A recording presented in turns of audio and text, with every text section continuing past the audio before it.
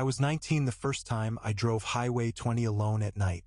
My uncle had a freight company out of Sioux City, and when one of his regular drivers called in sick 3 days before Christmas, he called me. I needed the money. I said yes before he finished the sentence. The route was simple. Pick up a load of industrial equipment from a warehouse outside Sioux Falls, deliver it to a distribution center in Dubuque, roughly 5.5 hours if the weather held. It was December. The weather never holds in Iowa. I left the warehouse at 11:15 p.m. By 1 in the morning, I was somewhere between Denison and Carroll, the highway stretching out in front of me like a black ribbon someone had dropped across a flat white table. No other headlights, no mile markers I could read through the snow. Just the low hum of the engine and the kind of silence that presses against the windows from outside. I had the CB radio on low, mostly static. Occasionally a voice from somewhere far off, too muffled to make out words, just the rhythm of someone talking, which was enough. I didn't need conversation. I just needed to know I wasn't the only person alive on the planet. Then I saw him. He was standing at the edge of the shoulder, maybe 30 yards ahead, just at the border where my headlights died out. A man, standing completely still in the middle of a December snowstorm at 1 in the morning on a highway where there hadn't been another car for 40 minutes.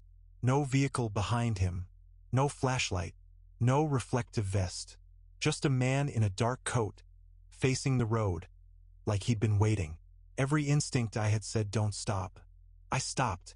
I still don't fully understand why. Something about the way he was standing. Not panicked, not waving, not desperate. Just patient, like he'd known I was coming. I pulled the rig onto the shoulder and cracked the passenger window 2 inches. The cold came in like a blade. He walked to the window without rushing. He was older, maybe late 60s, early 70s. Canvas work coat. No hat despite the cold. His face was weathered in that specific way that belongs to men who've spent 40 years outdoors. Deep lines around the eyes, skin like old leather. He looked at me for a moment before he spoke, and there was something in that look I couldn't place at the time. Like recognition. Heading east, he said. I told him I was going to Dubuque. He nodded like that was exactly what he'd expected to hear. I unlocked the door. He climbed in, settled into the seat, and folded his hands in his lap. No bag, no phone, nothing. He smelled faintly of wood smoke and something else, something older, like the inside of a house that's been closed up for years. We drove in silence for about 10 minutes and I realized I wasn't even bothered by it. Normally I'd be making conversation, asking where someone was headed, filling the air the way you do with strangers. But the silence felt, I don't know, natural, like we'd driven together before. Then he said, "Your father used to take this route." I kept my eyes on the road. "Excuse me? Your father," he said again, calm as anything. "He drove this stretch for years. Good driver. Careful." My hands tightened on the wheel. My father had driven freight his entire working life. Highway 20 had been his main corridor for almost 2 decades. He died 4 years before that night, cardiac arrest at 53, in our driveway on an ordinary Tuesday morning. I had never told my uncle about the driving. I had never mentioned my father to anyone at the freight company. There was no reason on earth this man should have known anything about him. "How do you know about my father?" I asked. He turned to look out the passenger window.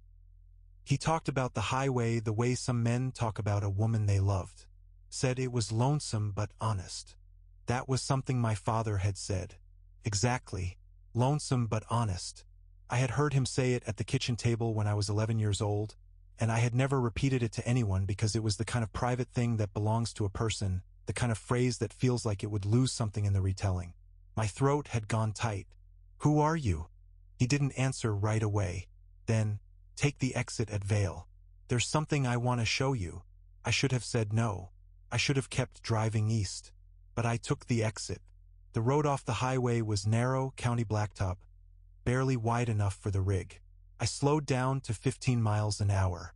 The snow was heavier here, the trees closer to the road.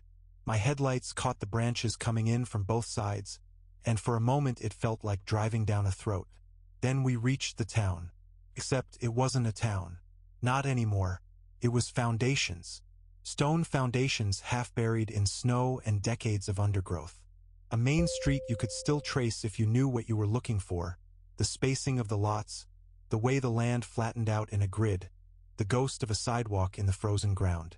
A water tower in the distance, skeletal, rusted completely through, leaning at an angle that suggested it had been slowly falling for 30 years. I stopped the truck, left the headlights on, sat there staring at the ruins. "What is this place?" I asked. "It had a name once," he said. "Burned in '62. Nobody rebuilt." I turned to look at him. The passenger seat was empty. Not like he'd gotten out. The door hadn't opened. I'd have felt the cold rush in. I'd have heard the latch. The seat was simply empty. His impression still in the seat cushion. The faint smell of wood smoke still in the cab. Gone. I sat in that truck for a long time. Long enough that the engine temperature started to drop. Long enough that my breath was fogging in the cab even with the heat running. I kept looking at the empty seat and then at the ruins outside and trying to build a version of events that made sense, that had a rational architecture, that would let me drive away and eventually stop thinking about it. I never built that version. I drove to Dubuque, delivered the load, signed the paperwork, got coffee from a gas station and sat in the parking lot until the sun came up, and even in the daylight, even with the ordinary world moving around me. Semis pulling in, a guy scraping ice off his windshield, a kid on a bicycle despite the cold. I couldn't shake the specific weight of what had happened. Not fear exactly. Something heavier than fear. Something that sat behind the sternum and didn't move. When I got back to Sioux City, I told my uncle what had happened. Not all of it. Just the part about the man, about the exit, about the ruined town. My uncle listened without speaking, and when I finished, he was quiet for a long moment. Then he said, "Your father used to tell me about a man he picked up once on that same stretch. Old guy, canvas coat. Knew things he shouldn't." I stared at him. "Your dad never stopped talking about it," my uncle said. "Right up until he died. I've driven Highway 20 maybe 30 times since that night. Different seasons, different loads, different times of day. I've never seen the exit at Vale marked on any road sign. I've looked for it in daylight, pulled off where I thought it should be, walked the shoulder, checked the county maps. There's no exit. There's no road. There's no record of any town in that grid that burned in 1962. But here's the thing I've never told anyone. The thing that still lives in the back of my head on long night drives when the highway goes quiet and the static on the radio starts to sound almost like a voice. A month after that delivery, I found my father's old logbooks in a box in my mother's garage. 12 years of routes, dates, loads, mileage. I went through every one of them, looking for, I don't know what I was looking for, confirmation, maybe, or comfort. In a logbook from 1987, on a December entry, he'd written a note in the margin the way he sometimes did. Just a line. No explanation. It said, "Old man on Highway 20 tonight. Knew my father's name. Couldn't explain it. Didn't stop thinking about it. His father, my grandfather, had died in 1971. Whatever is on that highway, it's been there a long time. And it knows exactly who to look for." I've been driving long haul for over 30 years, and I want to be clear about something before I tell you this. I am not a man who believes in things he can't explain. I believe in tire pressure, in logbooks, in the weight of a load distributed right across the axles. I believe in coffee at 2 in the morning and the white noise of an engine that's running clean. I do not believe in coincidences. And after what happened on US 20 outside of Carroll, Iowa, I don't believe in them even less. It was a Tuesday in late October, maybe 3 in the morning. That stretch of 20 going west out of Des Moines is nothing.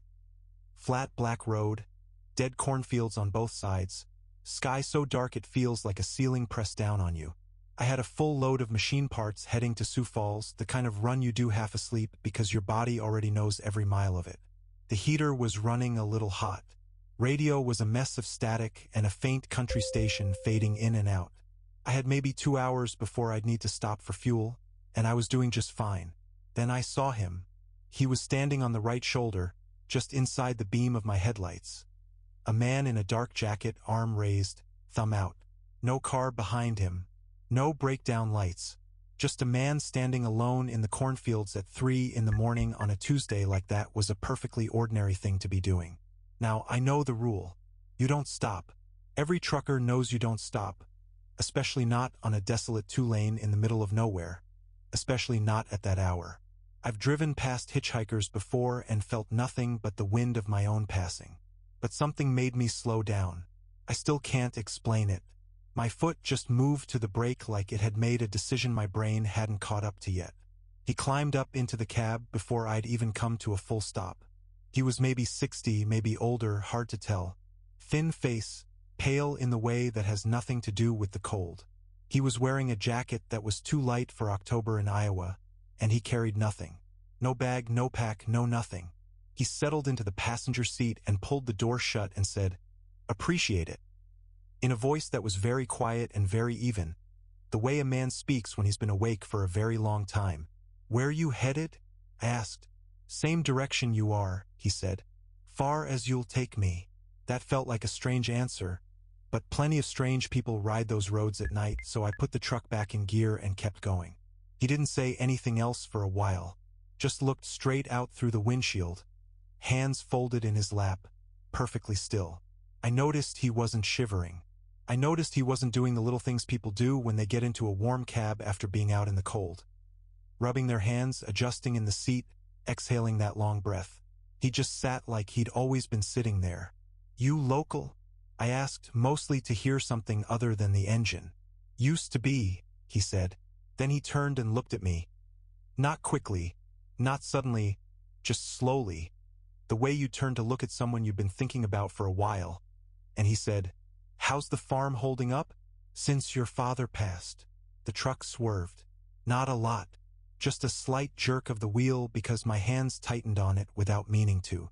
My father had died 11 months earlier. 68 years old, heart attack, on the property where I'd grown up about 40 miles east of where we were sitting. I had never mentioned a farm. I had never mentioned a father. I had not said my name. I had not said anything about myself at all except that I was going west.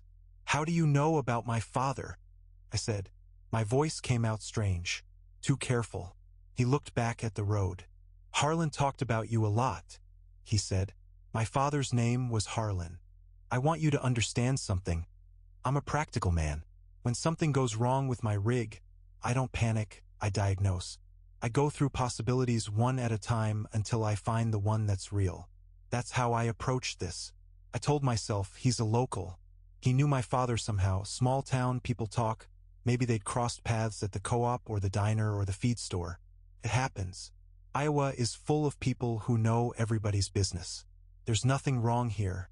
But then he said, "He told me to tell you the field on the north side of the property, the one you've been thinking about selling. Don't." My throat closed. I had been thinking about selling that field. I hadn't told a single person. It was a thought I'd been turning over for 3 weeks, lying in motel beds, running numbers in my head. My sister didn't know. My wife didn't know. Nobody knew. "Who are you?" I said. He didn't answer. He was looking out the passenger window now, into the dark fields going by, and I realized I was driving faster than I should have been without fully noticing that I'd sped up. I made myself ease off the accelerator. I made myself breathe. "You need to tell me who you are," I said again, and this time it came out harder, the way I mean things when I'm scared and trying not to show it. He turned back toward me, and in the green light of the dashboard his face looked, I don't know how to say this exactly. It looked like a face that was remembering what faces were supposed to do. Like the expression wasn't wrong, but it was assembled rather than felt. He said, "You'll want to take the Route 71 turnoff coming up. There's something you need to see." "There's nothing on 71, I said. "That road doesn't go anywhere." "It did once," he said. "I don't know why I took the turn. I've asked myself that 100 times since. I think some part of me had already understood that whatever was happening was not the kind of thing you drive away from.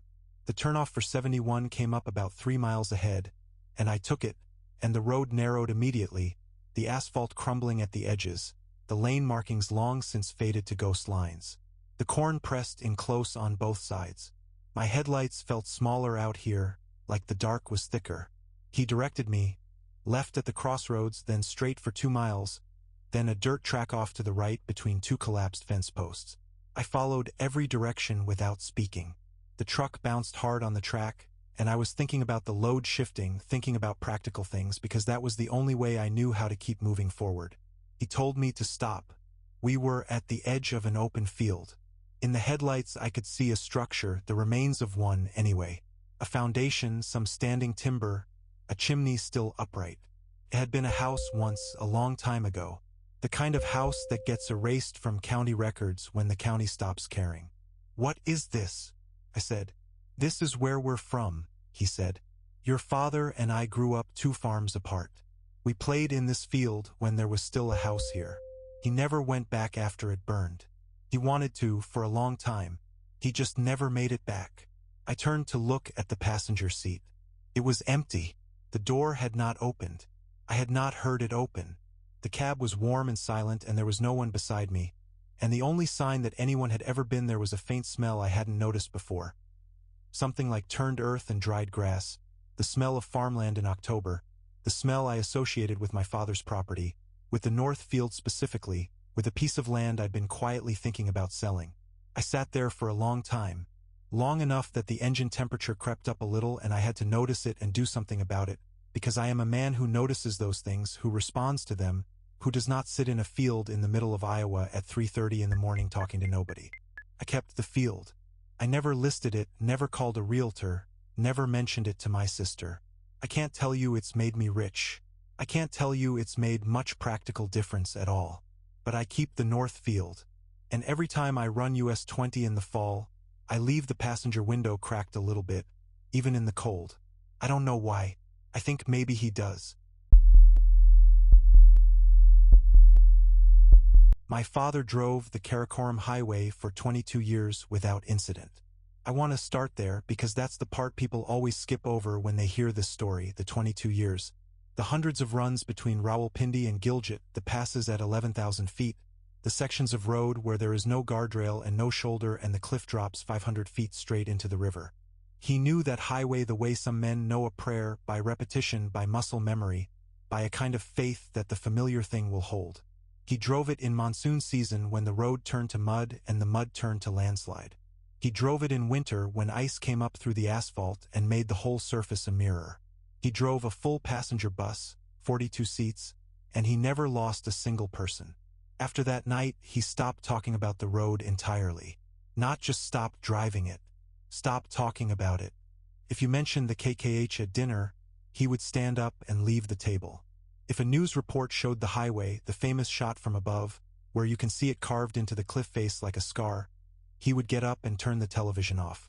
Once, when I was maybe 14, I found a photograph in a drawer, an old one, him standing in front of his bus somewhere on the Chillis stretch, mountains behind him, looking proud and young. I brought it to him. He took it from my hand, looked at it for maybe 3 seconds, and tore it in half without saying a word. He died when I was 28. Heart failure, in the house where he'd lived his whole life, in a room where he kept the curtains drawn on the side that faced north. I spent the next 4 years picking up pieces of the story. Not because I believed in what he'd experienced, I want to be honest about that. I'm not a superstitious man. I studied engineering. I believe in load-bearing structures and stress calculations and things that can be measured. I started collecting the story the way you'd collect evidence, because something had broken my father in the middle of his life, and I wanted to understand what it was. What I found came in fragments. A sentence from my uncle, who'd been at the bus depot the morning after. A half-page from a journal my mother had kept and then stopped keeping, with no explanation. And most of all, from the other drivers, the men who'd been running the KKH at the same time, who remembered that night, who got quiet in a particular way when I asked about it. Here is what I have been able to piece together. It was the Chillis to Gilgit stretch, which is the worst of it. The section where the highway hugs the cliff and the Indus runs below and there is no room for error of any kind. It was deep night, maybe 2 in the morning. His bus was carrying 31 passengers, most of them asleep. He had made this exact run at this exact hour dozens of times. He knew every curve, every rough patch, every place where the road widened enough to breathe. Somewhere near the 4th mile marker out of Chillis, he heard his name. Not shouted, not screamed, called softly from outside the window, at a section of road where the cliff face was on his left and open air was on his right, and the drop to the river was, by his own estimate, somewhere between 400 and 600 feet. The voice came from the right side of the bus, from the open side, from the air above the gorge. It said his name the way his mother used to say it. That's the detail that never made it into any version of the story except the one my uncle told me, quietly, after 2 cups of tea, with the lights on. He said my father had told him that once in the depot in the early morning, before he decided to never speak of it again. The voice said his name the way his mother used to say it, and his mother had been dead for 6 years. He stopped the bus. This is the part that I, as an engineer, have the hardest time with, not what he heard, but what he did next. He stopped the bus on a cliff road in the middle of the night with 31 passengers on board, and he opened the door and he stepped out. The other drivers I spoke to were not surprised by this. One of them, an older man who'd been running the KKH since before my father started, said to me, "You think stopping was irrational, but you didn't hear what he heard. If you had heard it, you would have stopped too. Whatever it was, it understood exactly which sound would make a man stop." My father stood outside the bus for an undetermined amount of time. The passengers stayed asleep. This is the detail I find strangest of all, because 31 people, even asleep, should have stirred when the engine cut and the door opened on a mountain road at 2 in the morning. Not one of them woke up. My father stood on the road in the dark above the gorge, and he looked toward the right side of the bus, toward the edge, toward the open air above the Indus, and then he got back in and he drove. He never told anyone what he saw standing at the edge. Not my mother, not my uncle, not the dispatcher who met him at the Gilgit depot at 5 in the morning and said he looked like a man who had aged a decade on a single run. Not me, not once in the 14 years between that night and his death. Whatever was standing at the edge of that cliff at 11,000 feet, in the dark, above the river, calling his name in his dead mother's voice, he took it with him. What he did say once to my uncle was this: "It already knew when I was coming. It had been waiting for years." I don't know what that means. I've turned it over in my mind for a long time, and I don't know if it means the thing had been waiting on that specific road for a specific amount of time, or if it means something worse, that the thing had been waiting in some other sense, patient and unhurried, watching his life from some angle he hadn't known was possible, counting down toward a night it had already chosen. I keep coming back to the word years. Not it was waiting for me. Not it knew I was coming. It had been waiting for years. Like the waiting itself was the point. I tried to go back to the road once, about 2 years after my father died. I told myself it was closure. I told myself I was going to drive that stretch at night at the same hour and nothing was going to happen, and that would settle something in me. I was 30 years old and I had a degree, and I did not believe in voices from the air above gorges. I drove to Chilla's. I ate at a dhaba near the depot, the kind of place that's been serving the same food to the same drivers since before I was born. I told the owner what I was planning, and he put his hands flat on the table and looked at me without any expression and said, "Drive it in the day. I want to drive it at night." I said, "My father used to drive it at night." There was a long pause. Then he said, "Your father's son should not drive it at night." He wouldn't explain what he meant. He just said it again, quietly, the way you'd state a fact about weather or road conditions, something observable and settled. Your father's son should not drive it at night. I drove back to Islamabad the next morning without taking the Chilla's stretch at all. I've told myself different things about that decision over the years.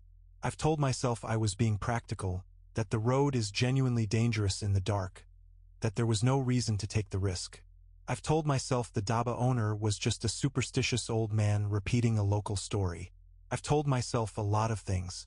What I have not been able to tell myself is that I wasn't afraid. I was afraid. Specifically and concretely afraid, the way I am afraid of things I understand, of a structure under the wrong load, of a calculation that doesn't close. Something about the way that man looked at me when he said your father's son. Like he was identifying a category.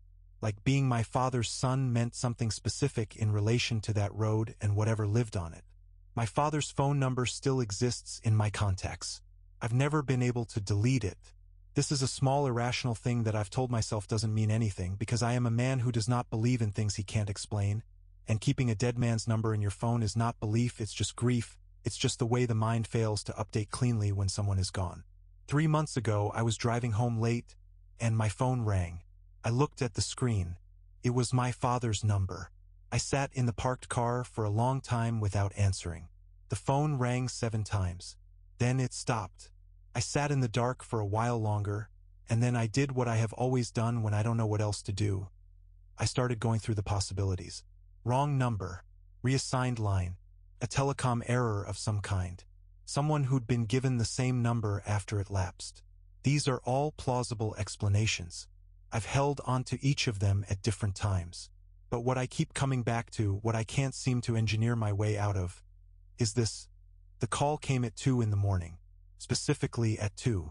And the section of the KKH near mile marker 4 outside of Chilas is, as I have calculated, approximately the distance from Rawalpindi that a bus leaving at a standard departure time would reach at approximately 2 in the morning. Whatever was on that road knew when he was coming. I think it still knows when I'm not coming. I think it has been waiting for years. I am going to tell you the facts in the order they happened because the order matters and because the moment I start editorializing, the moment I say, and this is where it got strange or looking back I should have known, I lose the thread of what actually occurred versus what I've constructed around it in the 18 months since. So I'm going to be precise. I'm a precise person. I've been traveling solo for 6 years across 4 continents, and I do not make careless errors with navigation or logistics. I check things twice. I keep records.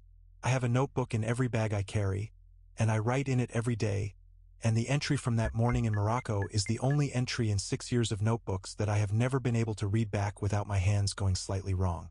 I was driving the N1 south from Casablanca toward Agadir. Solo rental car. A small white Renault that the agency had given me after the one-eyed, reserved wasn't available. I'd picked it up the evening before and driven 2 hours south before stopping for the night. The plan for the next day was simple.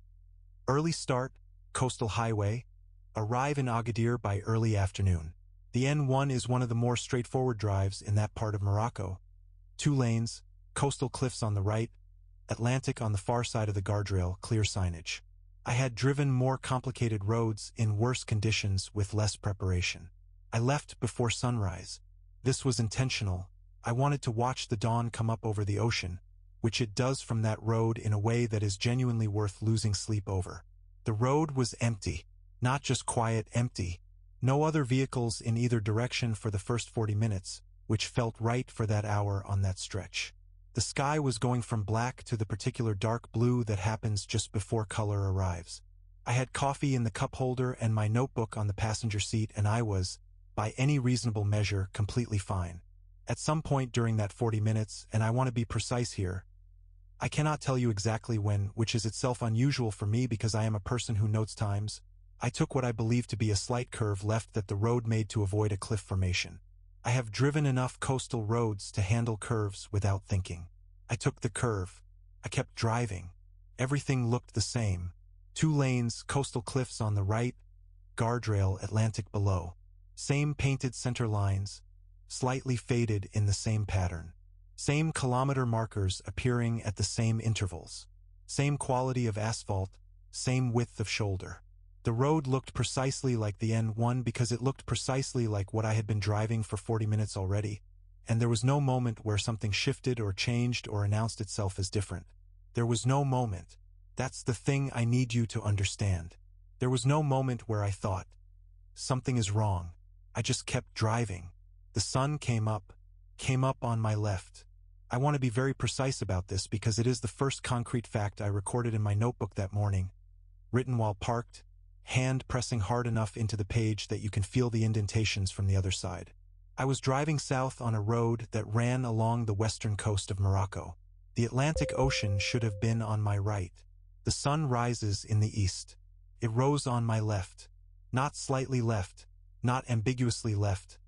Fully, unambiguously, rising sun over the ocean left, over water that was on the wrong side of my car. I told myself I had turned around somehow without registering it. I told myself the road had curved back on itself in the dark and I was now heading north. This is the explanation a precise person reaches for first: human error, a misturn, a gap in attention. I checked the compass on my phone. Said I was heading south. I checked again. South.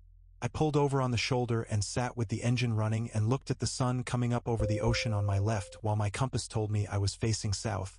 And I wrote in my notebook, sun wrong side. Compass says south. Pulled over. 6:14 a.m. I checked the GPS. The GPS showed my car as a stationary blue dot. Not stationary because I'd pulled over, stationary in the way the dot goes when it loses signal entirely and freezes at the last known position. The last known position it had frozen on was a point on the N1 approximately 12 kilometers south of where I'd spent the night. I had driven for over 40 minutes. According to the GPS, I had not moved. I sat with that for a while. I wrote it down. Then I made a decision that I have since identified as the correct one, which was to turn the car around and drive back the way I'd come until I found something recognizable. A town, a junction, a landmark I could locate on a physical map. I had a physical map in the glove compartment. I always carry a physical map. I got it out and I turned around and I drove. I drove for 2 hours. The road did not end. There were no towns. There were no junctions. The kilometer markers kept appearing. I wrote down the numbers as I passed them, a sequence that should have been counting down as I drove north, but the numbers didn't count down or up. They repeated. Not in an obvious looping way, not the same number twice in a row, but after 40 minutes of driving and recording, I looked at my list and saw that I had passed kilometer marker 67 4 times. Here is the part one have the most difficulty presenting precisely, because it is the most imprecise thing that happened, which is that at some point during those 2 hours I became aware that I was not afraid. I should have been afraid. By any rational accounting, I was lost on an unknown road with a GPS that thought I hadn't moved and a sun on the wrong side of the sky and kilometer markers that didn't behave like kilometer markers. But I wasn't afraid. I was something else. A feeling I have described to myself since as the particular calm that comes when a situation is so far outside your existing frameworks that panic doesn't have anything to grip onto yet. Not acceptance. Not peace. Just a very quiet, very alert blankness. Like the moment between stepping off a curb and realizing you've misjudged the height. Then the road rejoined the N1. There was no fanfare, no shimmer, no sound, no transition I could identify. I was on a road that was not the N1 and then I was on the N1, and I knew it was the N1 because there was a sign for a town I recognized and the GPS unfroze and immediately began recalculating and the sun was on my right where the sun was supposed to be. I pulled over again. I sat for a long time. I drank the rest of the cold coffee. I checked the odometer. I had driven 190 kilometers, more than the distance I had traveled on the N1 itself could account for. I had covered roughly 12 kilometers on the N1 before whatever happened. The rest, 190 kilometers of two-lane coastal road with wrong side sun and frozen GPS and repeating kilometer markers, did not correspond to any distance on any map I had or have since found. The water was gone. I had a full 1-liter bottle in the cup holder when I left. It was empty. I hadn't drunk it. I remembered the coffee. I remembered not opening the water. And anyway, I had a slight headache that I associate with dehydration, which is not what you get if you've been drinking steadily. My food was gone too. A bag of almonds I'd put in the center console and hadn't opened. Gone. Not dropped, not finished, gone, with the empty bag still folded in the console the same way I'd placed it. And there was sand on the back seat. Not dust, not the ordinary grit you accumulate in a rental car, sand. A scatter of it on the left rear seat, the particular reddish-beige color that I know from photographs and have since confirmed is characteristic of the Sahara interior, which I had not been within 300 kilometers of at any point in my trip. I arrived in Agadir 5 hours later than planned. I returned the car and said nothing to the agency about the odometer discrepancy. I didn't know how to begin. That night I wrote everything down in full, every measurement, every timestamp, every detail I could reconstruct. Then, because I am a person who documents things and shares what she documents, I posted an account of it. Not on a horror forum, not in a supernatural community, just on a travel blog I'd kept for years, a boring, straightforward here is what happened account, because writing it out is how I process things and I had no other processing mechanism available. 3 people responded within a week. Not with skepticism, not with explanations. With their own accounts. One was a man writing from somewhere in Chile. A coastal road, early morning, wrong side sun, GPS frozen. He'd driven it in a rental car, come out 140 kilometers over. He'd found soil in the back seat, dark and volcanic, from a region he hadn't passed through. One was a woman from Finland. A lake road, midsummer, midnight sun. So the sun angle hadn't clued her in the way it had clued me. But the GPS, the distance, the food gone, the foreign material in the car. She'd found pine needles, she said, from a species she'd had identified at a university. Not native to Finland. The third response was the one that made me close the laptop and not open it again for 4 days. It was from a man who said he was a long-distance lorry driver. Retired, formerly working routes along the Atlantic coast of Spain. He did not give details about his own experience. He just wrote in 3 lines, "You came back. Some don't. I drove that road in 1999 and a man I was traveling with didn't come back to the same road I came back to. We left together. I came out alone. I've never posted about it before. I just wanted someone who'd been there to know that coming back is not guaranteed. I have not driven a coastal road alone since then. I don't think I will for a very long time. Not because I'm certain something will happen. I'm not certain of anything about what happened, not the mechanism, not the cause, not what the road was or where it went or what it wanted with my water and my almonds and 190 kilometers of my odometer. But the lorry driver said some don't come back. And I came back. And I have not yet figured out whether that's luck, or a choice someone made on my behalf, or just the arbitrary outcome of a situation that has no logic I can locate. My GPS says south. The sun is on the wrong side. I keep driving. I don't believe in ghosts. I want to put that on the table right now before anything else because everything I'm about to tell you is going to sound like the kind of story a person tells when they've converted. When something happened and they crossed over from skeptic to believer and now they light candles and talk to the dead and forward emails about shadow people. That's not what this is. I'm telling you what happened and I'm telling you I still don't fully believe in ghosts. And I'm aware that those two things are in tension, and I've made my peace with the tension because the alternative is to decide that I'm crazy, and I'm not crazy and I know the difference. I'm a contractor, residential and light commercial, 15 years. I do the work that needs doing, drywall, framing, the occasional electrical if the job's small enough to not require a dedicated guy. I drive a truck. I own my tools outright. I am the least mystical person I know, which is saying something because I know a lot of people from Staten Island, and we are not, as a borough, given to mysticism. We're given to straight talk and bad traffic and a specific kind of stubbornness that my wife calls a personality defect and I call a professional asset. So when my truck broke down under the Goethals overpass on I-278 at 2 in the morning on a Tuesday in November, my first and only thought was, this is a mechanical problem and I need to solve it. Not, what a dark and lonely stretch of road. Not, how unsettling an industrial overpass at night. Just, the engine has cut out, I need to diagnose it, and I need to do it fast because standing on the shoulder of the Staten Island Expressway at 2 in the morning is one of the less survivable hobbies a person can take up. I pulled onto the shoulder. Hazards on. Engine off and back on. Nothing. Tried twice more. Nothing. I sat for a second and did what you do when you're trying not to be annoyed. I breathed. Big slow breath in, slow breath out. The truck was silent. Outside the truck was the particular urban silence of a highway at low traffic hours. Not quiet exactly. The city is never quiet, but slower, the sounds more spread out, the gaps between them long enough to notice. That's when I heard the breathing. It was coming from directly beneath the truck. From under the chassis, maybe 2 feet below the driver's seat. Slow and even and unmistakably human. Not a mechanical sound, not an animal, not the highway settling around me. Human breathing, measured. The kind of breathing a person does when they're not moving, when they're just existing in a space, in and out, in and out. My first thought, and I want to be clear, this is still a mechanical problem, everything is still a mechanical problem, was that someone was under my truck. Homeless guy, maybe. Someone who'd found a sheltered spot under the overpass and was camped underneath a vehicle that had been parked, from their perspective, on top of them. Inconvenient for everyone, but explainable. I opened the door, leaned out, looked under the truck with my phone light. Nothing. No one. Empty asphalt. The undercarriage of my truck. A pigeon feather moving in the draft from a passing car 50 yards back. I got back in. Sat for a second. The breathing resumed. Same location. Directly below the driver's seat. Same rhythm, same depth. calm and patient and completely indifferent to the fact that I had just checked and there was nothing there to be breathing.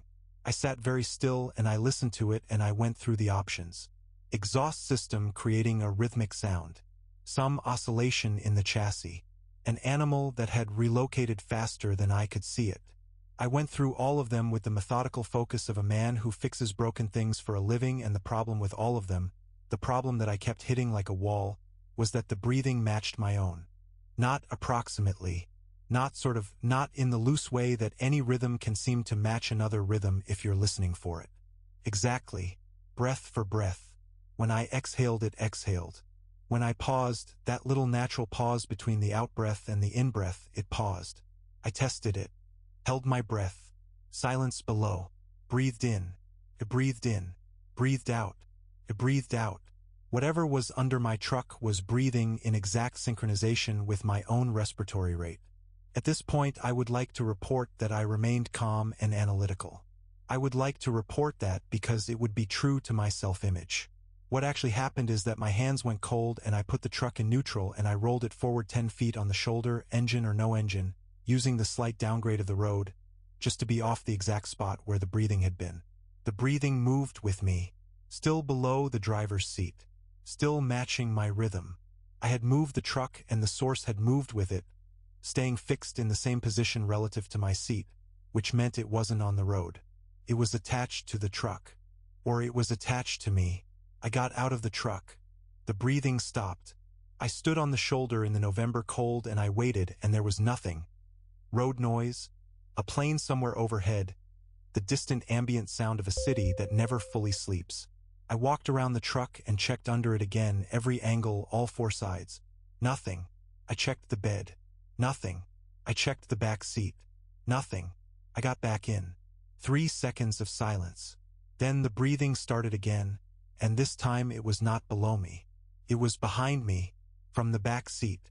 The same rhythm, the same depth, now seated directly behind the driver's seat, like something had repositioned itself while I was outside. Like it had taken the opportunity of my absence to find a better spot. I would like to tell you I checked the back seat. I did not check the back seat. I am not proud of this. I am a man who has climbed into crawl spaces full of insulation and mouse droppings and once, memorably, what turned out to be an active wasp nest.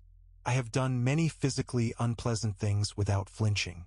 I could not make myself turn around and look at the back seat of my own truck at 2 in the morning under the Goethals overpass with something breathing behind my head.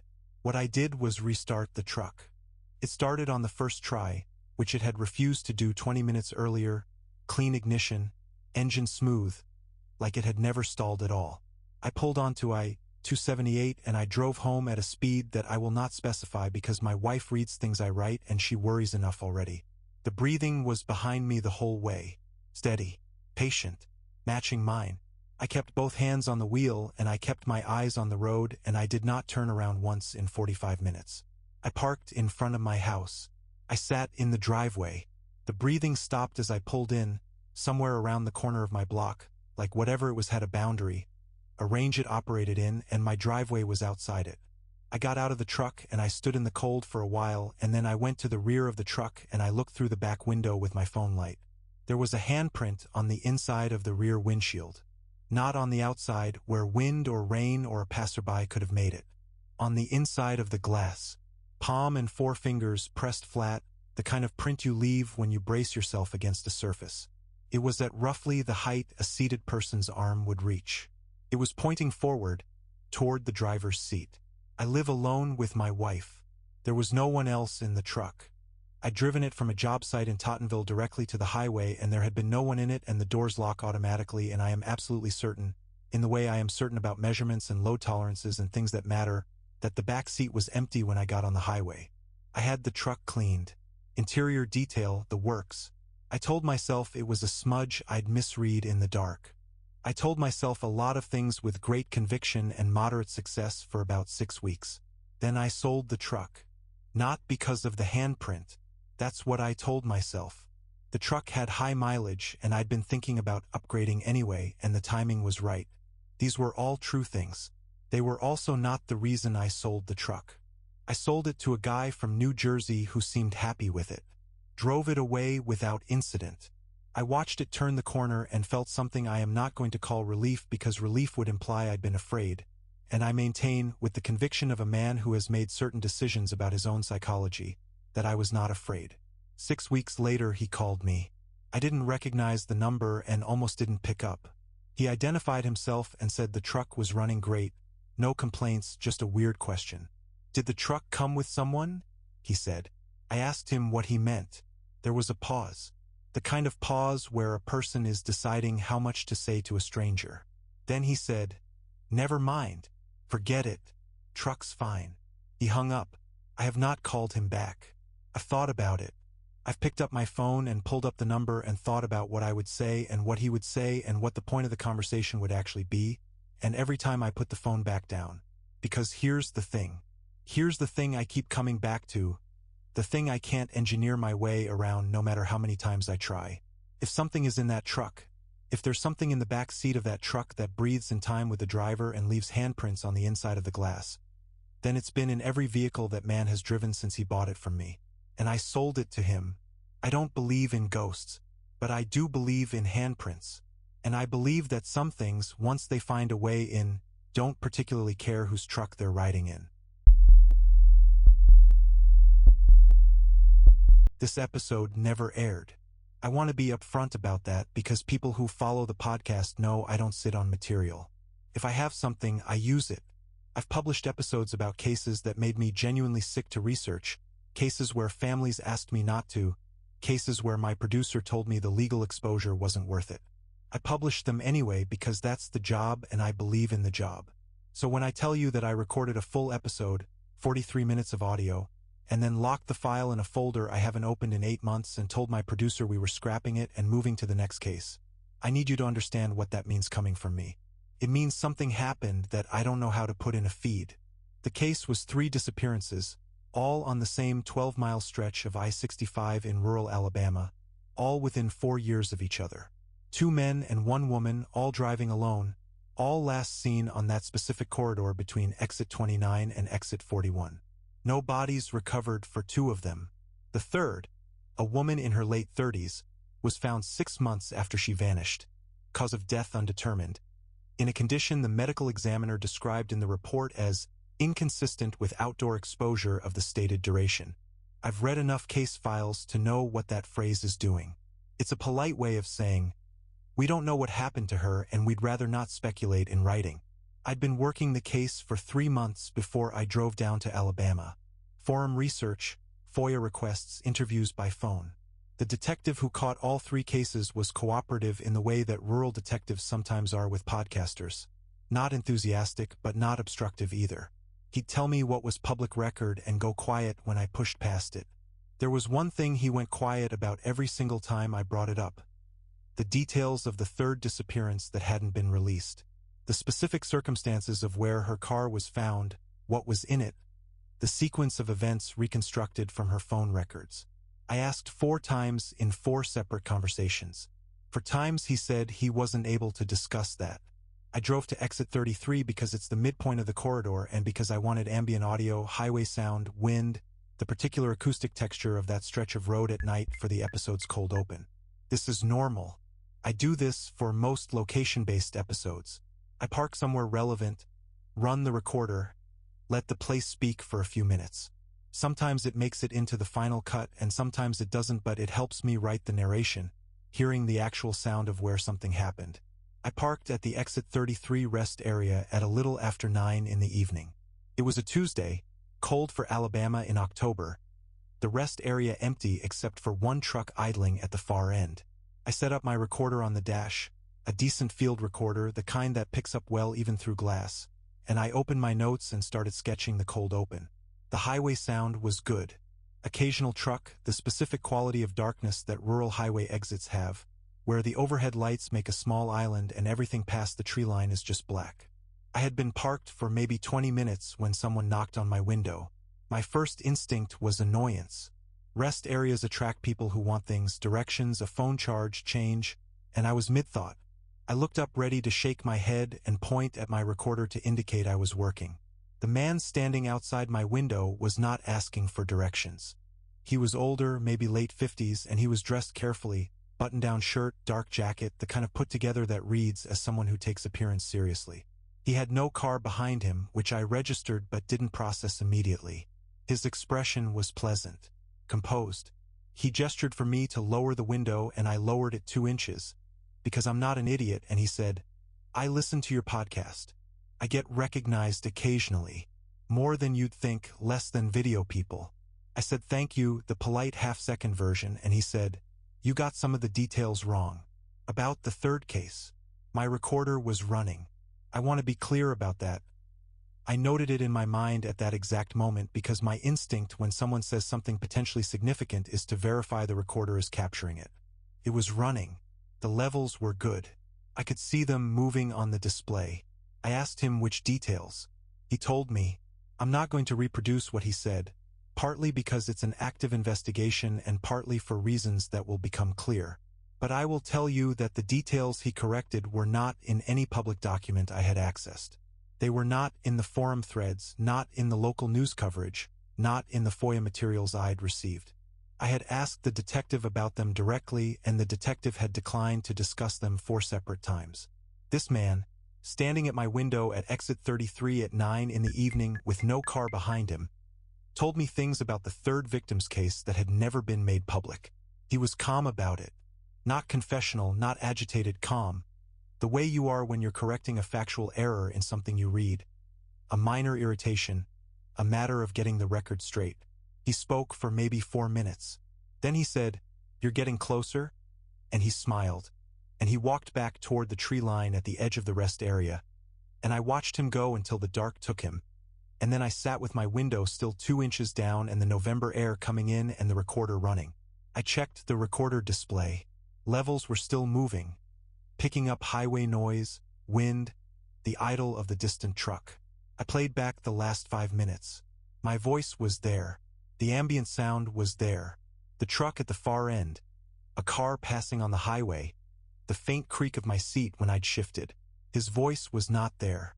For minutes of a man speaking at my window, close enough that I could see his breath in the cold air. Close enough that if I'd opened the window all the way I could have touched him. And the recorder had picked up nothing. Not a low level, not a degraded signal. Nothing. The audio went from my voice going quiet as I listened to my voice asking a follow-up question to silence where his answer should have been to my voice saying thank you. And in between those things there was only the highway and the wind. I sat in the rest area for a long time. Then I called the detective. It was after 10 and he picked up on the third ring, which told me either he doesn't sleep well or he recognized my number and was expecting the call. I told him what had happened. I described the man. I told him what the man had said, the specific details he'd corrected, the things I won't reproduce here. There was a silence on the line that ran long enough that I checked twice to make sure the call hadn't dropped. Then the detective said, "Where exactly were you parked?" I told him exit 33, the rest area. Another silence. Then, the third victim had a brother. He was very involved in the investigation. After she was found, he pushed hard for answers, harder than we could give him, and it took a toll. A pause. He died in a single-car accident in 2019, on that same stretch of road. Exit 33 is where they found his vehicle. I said, "What did he look like?" The detective described him. I had to put the phone against my leg for a moment. When I brought it back up, the detective was still talking, something about the official record, something about what he could and couldn't confirm, and I heard it, but I wasn't processing it the way I normally process information, which is quickly and with a lot of forward momentum. I was thinking about the recording, about the levels moving and the voice missing, about a man who had corrected my facts with information that had never been released to the public, information that only the police and the family had, and who had then walked into a tree line at exit 33, which is where his own vehicle had been found 3 years earlier. I drove back to my motel and I listened to the full recording twice more with headphones. The second time, at higher volume, I heard something under the ambient sound in the section where he had been speaking. Not words, not a voice exactly, a texture in the audio, a second layer beneath the highway noise, irregular and low, that I hadn't noticed at normal volume. I took the file to my producer and asked him to run it through the audio software we use for cleaning up bad interview recordings. He called me the next morning. He said, There's something in the lower register, under everything else. I cleaned it up as much as I could. Pause. It sounds like someone reading a list. Names, I think. I don't recognize any of them. I asked how many names. He said he'd counted 19 before the track ended. Then he said, "Do you want me to send the cleaned file?" I told him no. I told him we were scrapping the episode. I told him we were moving to the next case. I have not opened the folder in 8 months. But I've thought about those 19 names. I've thought about who they belong to and why a dead man's voice was reading them into a recorder that couldn't hear him on a stretch of highway in Alabama, where 3 people disappeared in 4 years and a 4th died trying to find out why. I've thought about the detective saying you're getting closer.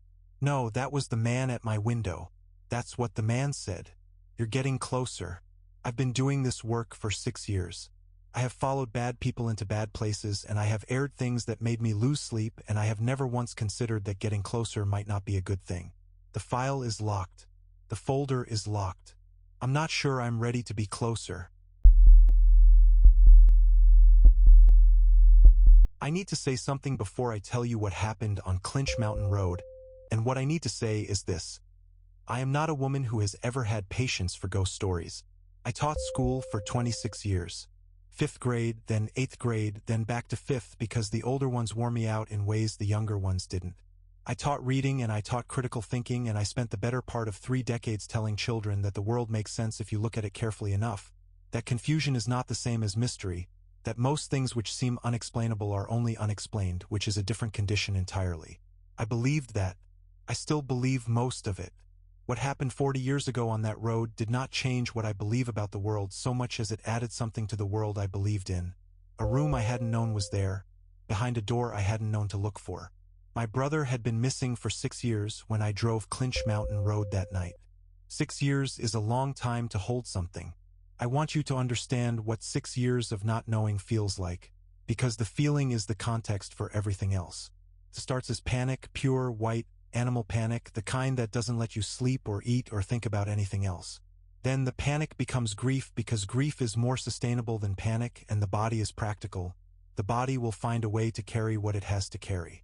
And then the grief becomes something harder to name, a low permanent weight, like a stone you've stopped noticing because you've been carrying it so long.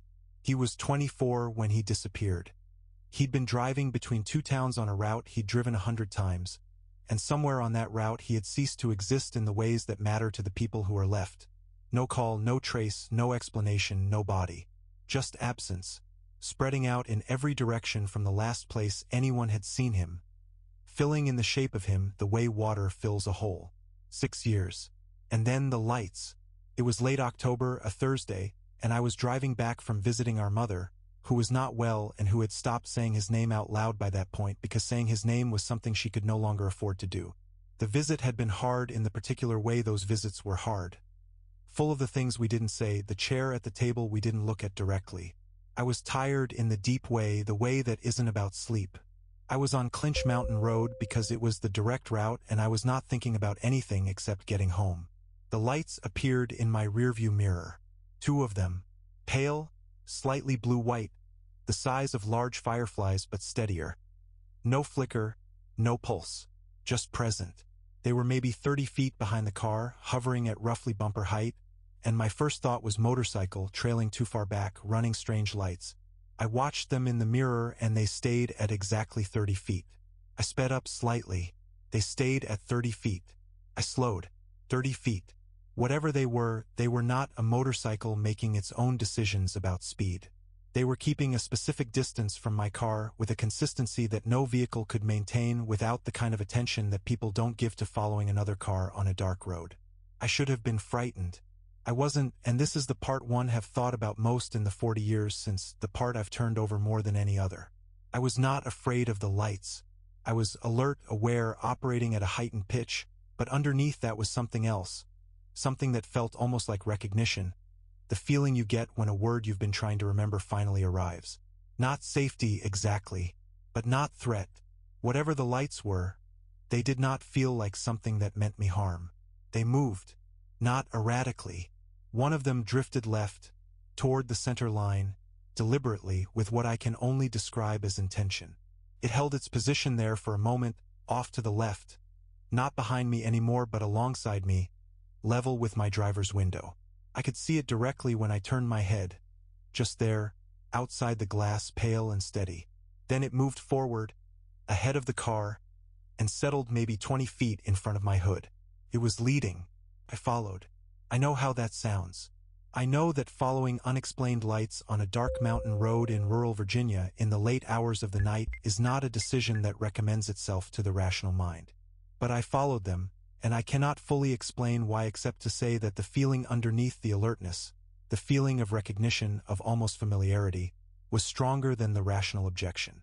And because I had spent 6 years in a state of not knowing, and the lights seemed, in some way I couldn't articulate, to know something, they took me off Clinch Mountain Road. Not far, a quarter-mile, maybe less, down a fire road I had never noticed before, though I had driven that route dozens of times. The road was rough and my car complained about it, but I kept going. The lights moved ahead of me steadily, the same pace, the same distance, not rushing. The trees pressed in close on both sides and my headlights made a tunnel of them, and at the end of the tunnel the light stopped. I stopped. I was at the edge of a small clearing. The lights hovered at the far edge of it, maybe 50 feet from my car, over a section of ground that was slightly lower than the surrounding area. A depression in the earth, overgrown, the kind of settling that happens over years. There were no markers. No stone, no cross, nothing that would tell you what the ground meant. Just the depression and the two pale lights hovering above it, steady and patient, waiting for me to understand. I got out of the car. I walked to the edge of the depression and I stood there for a long time. The lights stayed. They didn't move toward me or away from me. They simply remained, 2 feet above the ground, illuminating nothing except the fact of that particular piece of earth, asking me with their stillness to pay attention to it. I knew. I cannot tell you how I knew, because the knowing was not the product of logic or evidence or any of the careful processes I had spent my career teaching children to use. It was prior to all of that. It was the stone I had been carrying for 6 years, which had been the shape of his absence, suddenly and completely becoming the shape of something else. Not absence, presence. A specific, located, findable presence. He was here. He had been here for some portion of those 6 years, in this clearing, under this ground, and something had decided it was time for me to know. I went back to the car. I sat for a while. The lights remained over the depression. Not urgent, not impatient, just there. I found a pen and a receipt in the glove compartment and I wrote down everything I could observe about the location, the fire road, the distance from Clinch Mountain Road, the tree line, the shape of the clearing. Then I drove home. The next morning I called the sheriff's office. I did not tell them about the lights. I told them I had a feeling about a location and I gave them the description I had written on the receipt and I said I thought they should look at it. They were polite in the way that law enforcement is polite when a black woman calls them with a feeling about a location in rural Virginia in the early 1980s, which is to say they were polite and they did not rush. But they went. 2 weeks later, they went. My brother came home. That's how I have always thought about it. Not that they found remains, not that the case was closed, not the specific language of the official report, which I have read and which is accurate and which captures nothing of what it meant. My brother came home. After 6 years, he came home, because something on Clinch Mountain Road had decided to take me to him. I never told the sheriff about the lights. I've told very few people over the years, and the ones I've told have mostly responded the way people respond to things that don't fit, with the particular careful neutrality of someone who doesn't want to argue with you but doesn't believe you either. My daughter believes me. She is the most practical person I have raised, and she believes me without reservation, which I think says something about her that I am proud of. I still drive Clinch Mountain Road. Not often. I moved closer to my daughter some years ago and the route doesn't come up much anymore. But when I do drive it, I drive the whole stretch. And every year in late October, on a Thursday, I pull off at the fire road entrance and I leave a light on the dashboard, facing out through the windshield, toward the trees. Not because I'm afraid, not to ward anything off, because something came to find me when it had something to tell me, and it used light to speak, and I think the least I can do is answer in the same language. I don't think they meant to frighten me. I have never thought that. I have thought about what it takes for something to spend 6 years waiting for the right person to drive past, waiting for someone who loved him enough to follow, and I find I cannot think of it as frightening. I find I can only think of it as patient. And I know something about patience. I carried that stone for 6 years. I know what it costs to wait for the thing you're waiting for. Whatever those lights were, I think they know too. That's why I leave one burning every year. Seems only right. I am going to describe what happened with the precision that my training demands, because precision is the only tool I have left when everything else has stopped working, and everything else stopped working on the Penang Bridge at 3 in the morning 4 years ago. I am a civil engineer. I have spent 23 years calculating load tolerances, stress distributions, the behavior of materials under conditions they were not designed for. I understand bridges in a way that most people who drive across them do not. Not just the surface, the lanes, the guardrails, but the invisible architecture underneath, the tension and compression living in the steel, the way a structure speaks to the people who know how to listen to it. The Penang Bridge is 13.5 kilometers of dual carriageway over open sea. I have crossed it more times than I can count. I know its behavior at different wind speeds, at different traffic loads, at different tidal conditions.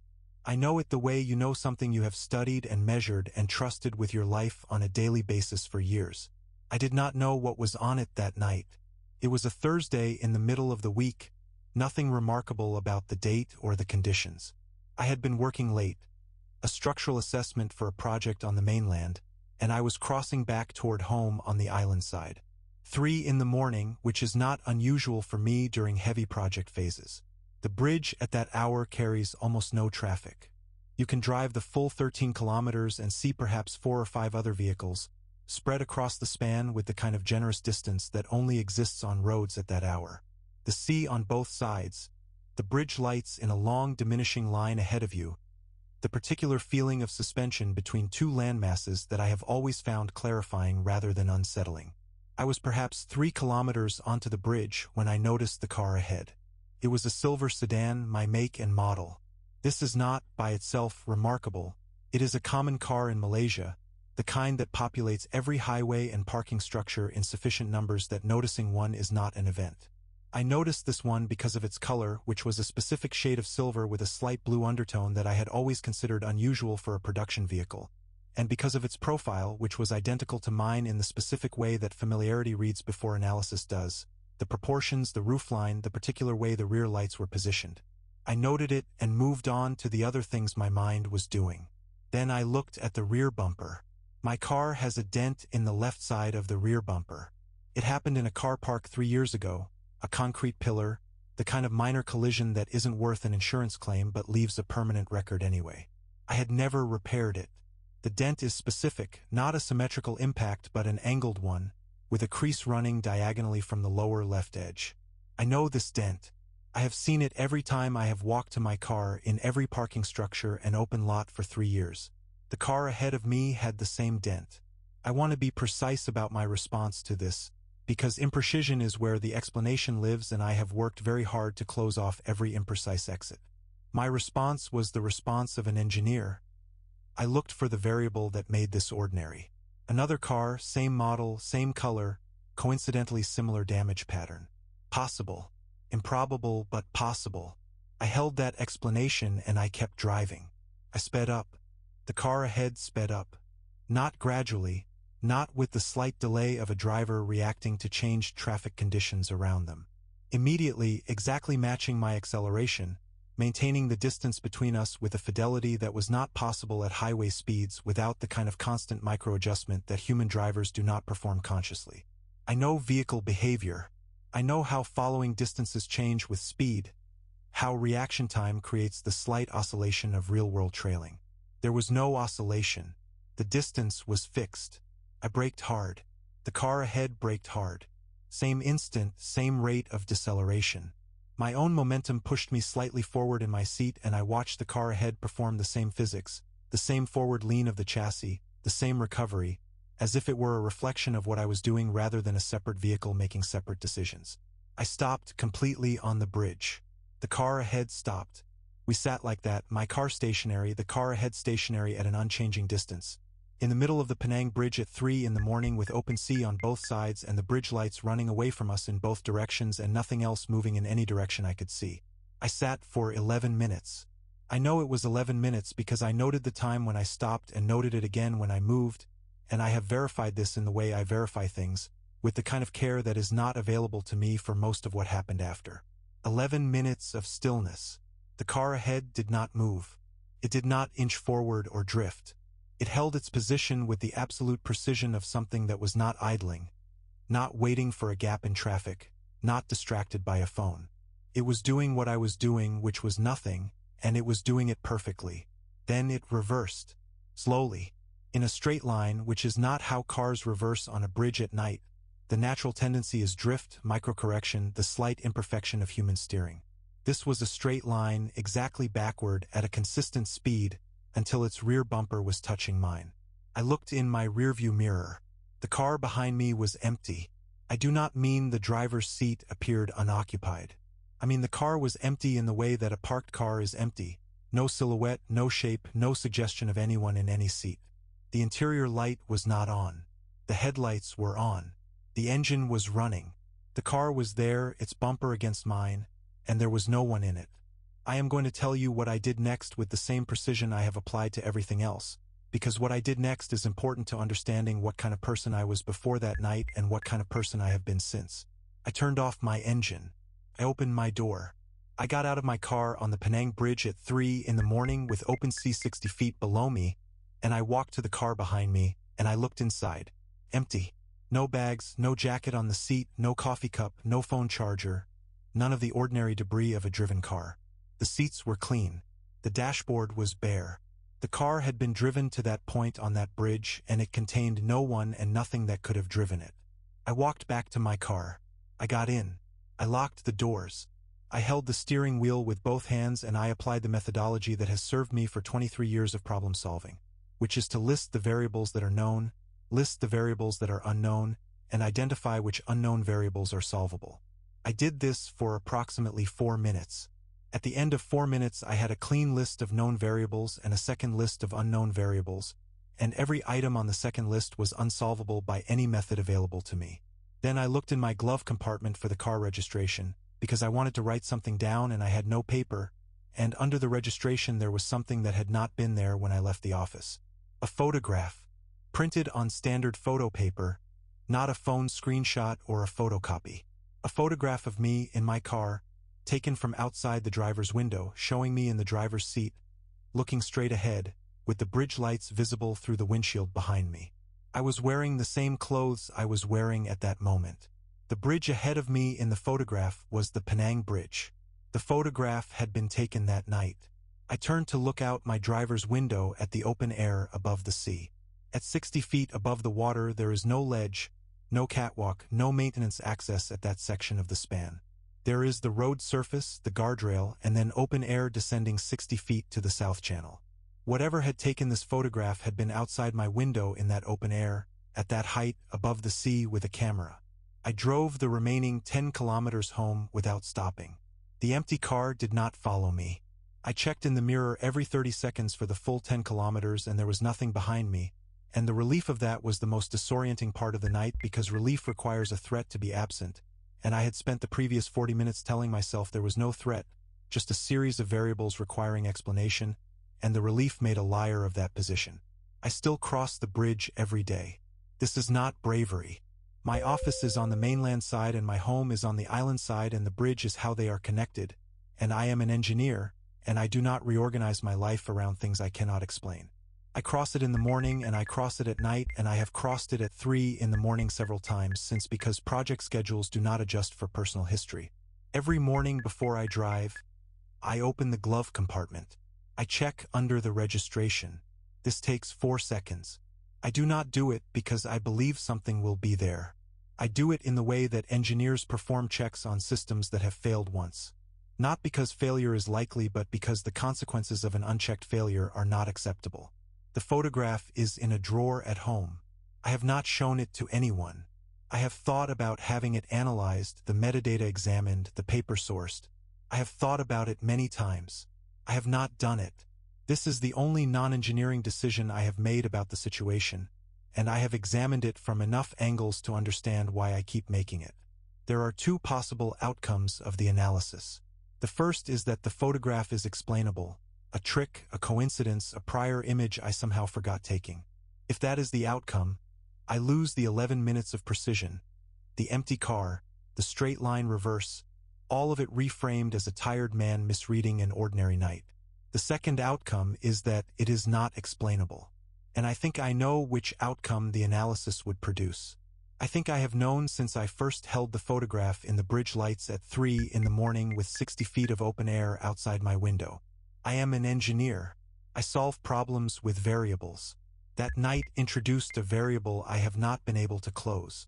And the thing that frightens me most, the thing I return to every morning when I open that glove compartment and find nothing there, is not that it happened. It is that it happened once, completely, and has not happened again. In engineering, a one-time failure with no recurrence and no identified cause is not a solved problem. It is a problem waiting for the right conditions.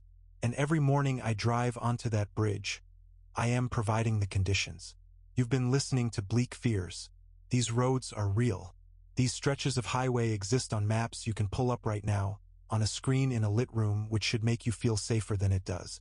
If these stories found something in you, subscribe to Bleak Fears, leave a comment below, and remember, the drive home is always longest after midnight.